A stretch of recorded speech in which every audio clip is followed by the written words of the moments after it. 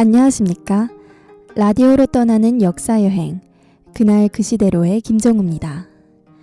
역사를 잊은 민족에게 미래는 없다. 단재 신채호 선생의 유명한 명언이죠. 아마 많이들 들어보셨을 겁니다.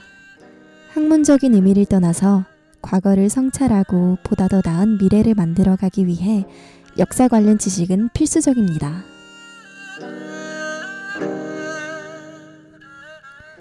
그날 그 시대로는 역사교양 라디오 프로그램으로서 학우 여러분들과 함께 그날 그 시대로 여행을 떠나보는 라디오입니다. 떠나보기 전에 우선 노래 한 곡 듣고 와서 출발해 보겠습니다.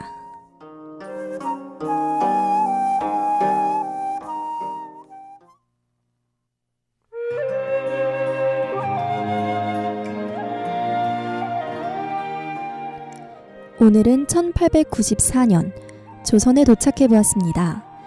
지난 시간 살펴보았듯 개항 이후 조선 정부는 각종 배상금 지불 그리고 개화 정책에 필요한 재정 확보를 위해 더 많은 세금을 징수했습니다.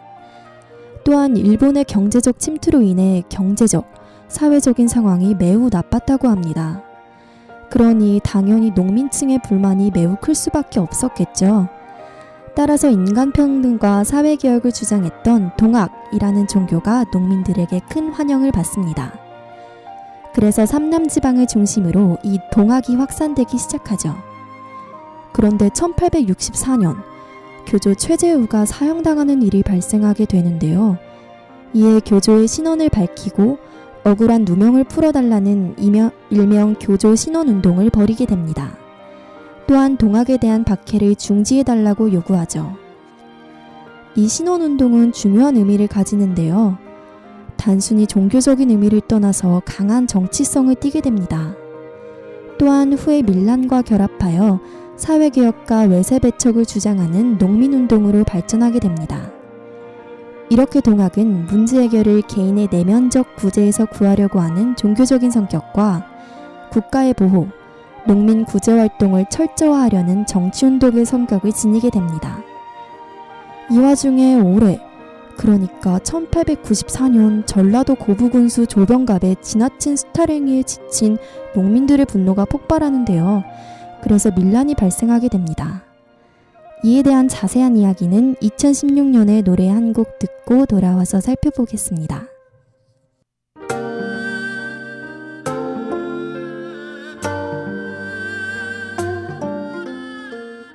네, 잠시 2016년으로 돌아가 노래 한 곡 듣고 왔는데요.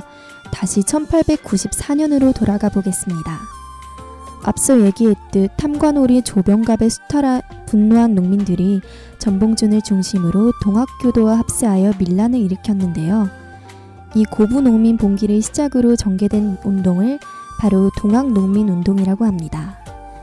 고부봉기는 정부가 조병갑을 파면하고 박원명을 신임 군수로 보내 잘못된 부분을 고치겠다라고 약속하면서 진정되었습니다. 그러나 안핵사로 왔던 이용태가 봉기에 참여한 농민들을 역적죄로 몰아 탄압하자 전봉준 등이 농민군을 재조직한 뒤 백산에 집결하면서 1차 봉기가 시작되었습니다.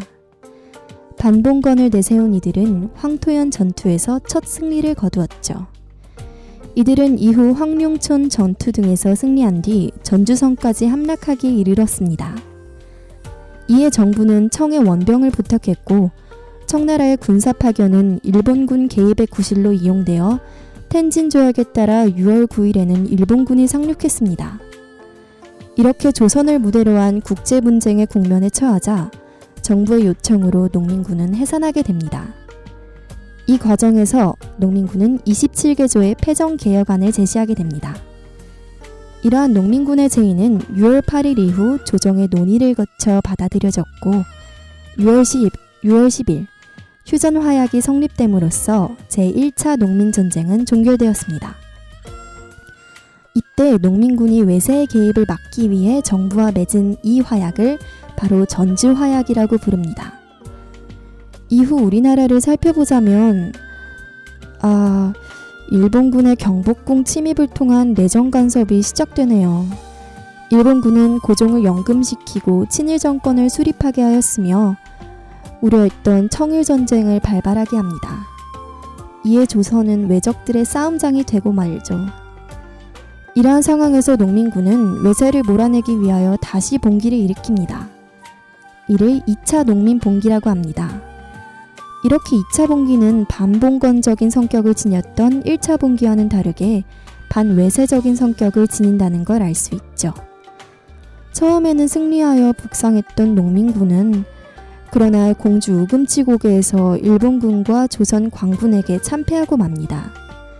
일본군의 우세한 근대적 무기를 이기지 못한 겁니다. 결국 전봉준을 비롯한 지도부가 체포되면서 2차 농민운동 또한 막을 내립니다. 이렇게 동학농민운동의 전개에 대해 살펴보았는데요.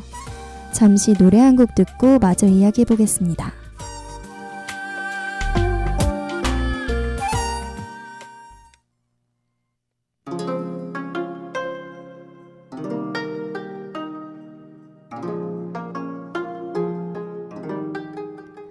지금은 2016년, 다시 현재로 돌아왔습니다. 오늘의 시대 정리를 통해 오늘 알게 된 역사적 사실들을 간략히 정리해 보겠습니다. 오늘은 1894년으로 떠나 동학농민운동에 대해 살펴보았는데요. 우선 동학이 무엇이었는지부터 살펴보았죠. 동학은 인내천, 즉 사람이 곧 하늘이다 라는 사상을 중심으로 평등을 외쳤던 종교입니다. 따라서 당시 수탈받던 농민들에게 환영받았죠. 이후 동학농민운동에 대해 살펴보았는데요. 동학농민운동은 전라도 고부군수의 수탈에 대한 반란으로 시작된 고부농민봉기로 시작됩니다. 이후 1차 봉기가 시작되었죠. 이는 반봉건적인 성격을 지닙니다. 그러나 외세가 개입하기 시작하자 농민군은 정부와 전주 화약을 맺고 1차 봉기가 막을 내립니다. 다음으로는 2차 봉기가 진행되었는데요. 2차 봉기는 반외세적인 성격을 지녔습니다. 그러나 관군과 일본군의 협력으로 인해 2차 봉기는 실패하고 맙니다. 자, 그럼 동학농민운동이 우리 역사에 있어 어떤 의미를 지니는지 살펴볼까요? 우선 1차 봉기에서는 탐관오리 축출, 신분차별 철폐 등 봉건적 지배체제에 반대했었죠. 이는 전통적인 봉건 질서의 붕괴를 촉진시켰으며 후에 살펴볼 갑오개혁에 영향을 줍니다. 2차 봉기는 일본의 침략을 물리치려고 한 반외세, 반침략의 민족운동인데요. 잔여 세력이 항일의병 투쟁이나 활빈당 등 민중운동에 참여하는 의미를 갖게 됩니다. 그러나 현재 동학농민운동을 보자니 이 운동이 지녔었던 몇 가지 한계가 보이네요. 우선 근대국가 건설을 위한 구체적인 방안을 제시하지 못했다는 점, 각 지역의 농민군이 긴밀한 연대를 형성하지 못했다는 점, 그리고 농민층 이외의 지지 기반을 확보하지 못했다는 점이 한계로 꼽히네요. 다들 오늘 역사여행은 어떠셨나요? 오늘의 사건은 다음 주의 내용과 매우 연관이 깊은 사건이라 특히 집중적으로 살펴보았는데요. 지루하지 않으셨길 바랍니다. 다음 주는 외세 침략으로 일어났던 역사적 사건들을 다뤄보겠습니다. 지금까지 제작 진행의 김정우, 기술의 박효인이었습니다.